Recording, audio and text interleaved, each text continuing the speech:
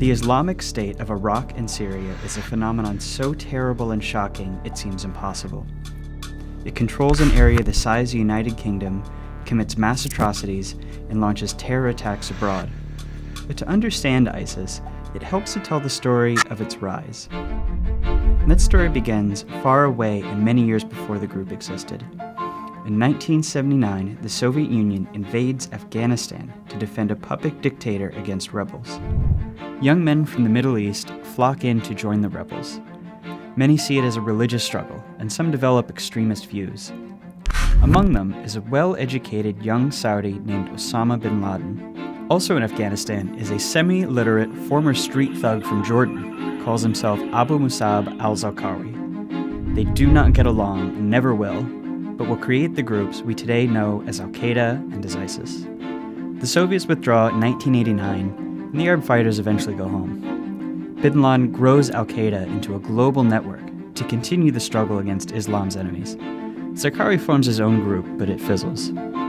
Both men later return to Afghanistan, now ruled by the Taliban. On September 11, 2001, Al-Qaeda attacks America from its base there.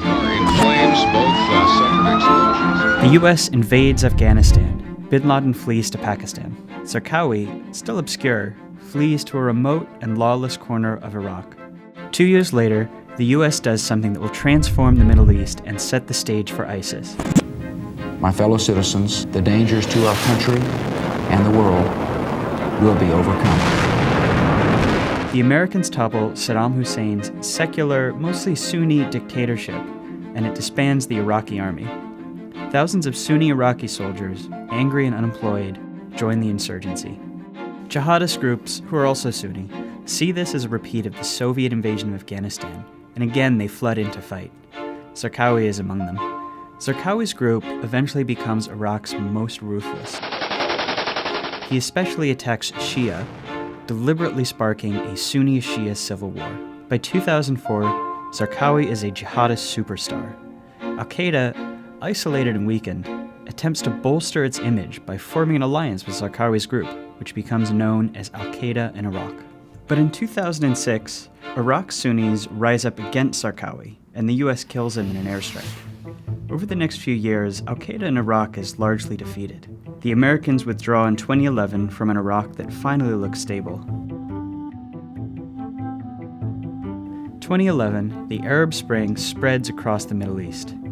In Syria, dictator Bashar al-Assad cracks down violently on protesters. They eventually fire back, leading to a civil war. Assad fears the world will intervene against him, so he releases jihadists in large numbers from Syrian prisons, tinging the rebels with extremism and making it harder for foreigners to back them. Back in Iraq, what little remains of Zarqawi's group is still allied with Al-Qaeda, but now known as the Islamic State in Iraq. It's led by a bookish religious scholar who calls himself Abu Bakr al-Baghdadi. In 2012, Baghdadi sends a top deputy to Syria to start a new Al-Qaeda branch to fight alongside the rebels, Jabhat al-Nusra. Baghdadi attacks a series of prisons in Iraq, frees former jihadists, and recruits new ones, growing stronger. In April 2013, Baghdadi announces he is taking control of all Al-Qaeda allied forces in Syria and Iraq. His group expands into Syria, becoming the Islamic State of Iraq and Syria, or ISIS. But Al-Qaeda rejects Baghdadi's power grab, and in 2014 formally exiles him. The two jihadist groups, long at odds, are now at war.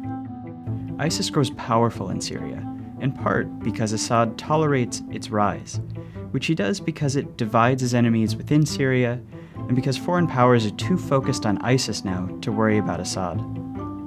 By June 2014, ISIS has built an army in Syria, and it launches a military-style invasion into Iraq. The Iraqi army, weakened by corruption, folds with little fight, and many Sunnis are tired of their Shia-dominated and increasingly authoritarian government, and welcome, or at least tolerate, ISIS's arrival. Within days, ISIS controls a third of Iraq and a big part of Syria.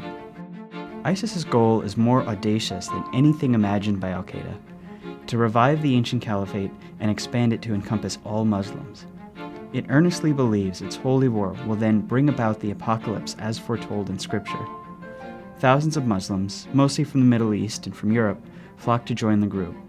Some join for religious reasons, but many are just disillusioned or angry and feel that ISIS offers them answers and a purpose. But ISIS quickly overreaches. That August, it invades Kurdish territory in Iraq and Syria, sparking counterattacks from better organized Kurdish forces, launches a genocide against Iraqi Yazidis, and murders the American journalist James Foley on camera, outraging the world and provoking an American-led air campaign against it. ISIS can't withstand the onslaught and loses more than a fifth of its territory. But in response, it begins launching increasingly spectacular terror attacks abroad in Tunisia, Kuwait, Sinai, and then Paris. And so-called lone wolves, inspired by ISIS propaganda, also launch attacks, though they're often amateurish and less effective. Eventually, ISIS will lose its state. It is simply too weak, has no allies or outside funders, and is surrounded by enemies. But ISIS will respond by reverting to what it was before as Al-Qaeda in Iraq, an insurgency and a terror group still capable of horrifying violence. And in that form, it could be around for years.